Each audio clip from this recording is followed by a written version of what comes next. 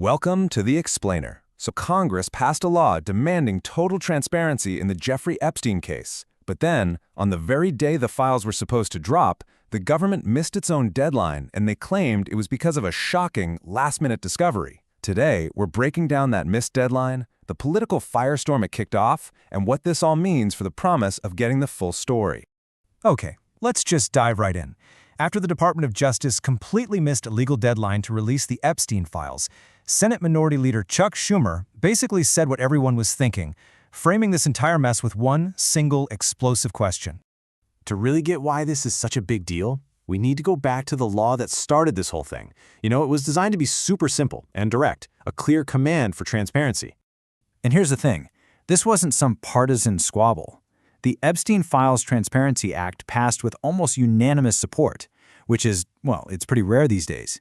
It gave the Department of Justice, the DOJ, a very clear instruction: release all unclassified records on the Epstein and Maxwell investigations. The whole point was to finally shine a light on one of the most disgusting sex trafficking cases in modern history and give some real answers to the victims and to the public. This timeline really lays out how quickly a straightforward law turned into a massive controversy. The law gets signed, a 30-day clock starts ticking, and everyone is expecting the files on December 19th. But instead, nothing. Just silence. And then, a bombshell announcement on Christmas Eve. The deadline was missed. So you have to ask, what could possibly be the reason for blowing a deadline that was mandated by Congress? Well, the answer the Justice Department gave, let's just say, nobody saw it coming, and it completely changed the conversation. In a social media post of all things, on Christmas Eve, the Justice Department announced it had suddenly found over 1 million more documents that could be relevant to the case.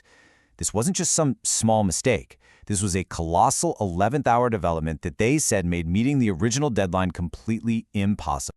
And this is why the DOJ's explanation was met with so much skepticism. See, just a few months earlier, the DOJ and FBI had publicly stated they'd already done an exhaustive review and found no more evidence that should be released.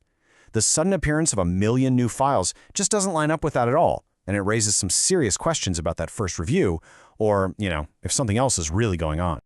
As you can imagine, the reaction in Washington was fast and furious. The delay, and especially the reason they gave for it, set off a political explosion, with backlash coming from both Democrats and Republicans. And get this, the sharpest criticism came from the very people who wrote the law in the first place. Republican Congressman Thomas Massie, one of the bill's main authors, did not mince words. He came right out and accused the Justice Department of breaking the very law he helped write, not just by missing the deadline, but also by making what he called illegal redactions in other documents. And the response from the Senate was just as fierce. Senator Schumer called the delay a massive cover-up. That's a huge accusation.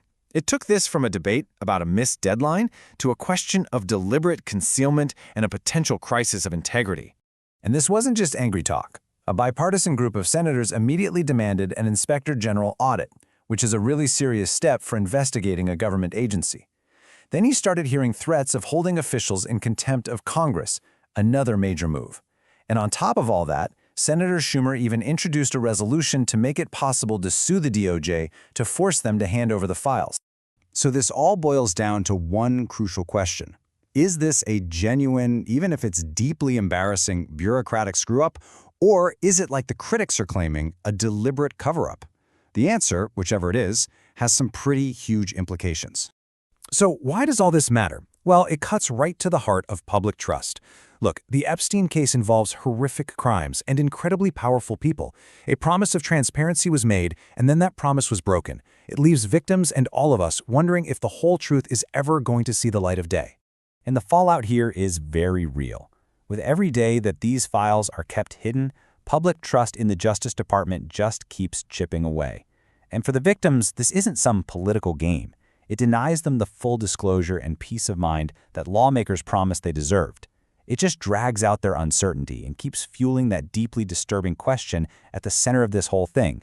Who, if anyone, is being protected by all this?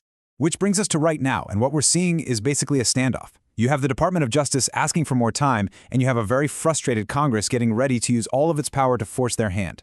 So on one side, you have the DOJ promising to work around the clock to sift through this mountain of new documents and get them out in a few more weeks. But on the other side, you have Congress. Their patience has clearly run out, and they're pushing for an inspector general audit, threatening lawsuits, and talking about contempt charges. It's become a race between the DOJ's internal review and Congress's external pressure campaign. And so that leaves us with this huge, lingering question. With 1 million new files suddenly in the mix and trust in the process totally shattered, will that full transparency that was promised by law ever actually happen? And maybe more importantly, if it doesn't, what does that tell us about justice when the powerful are involved?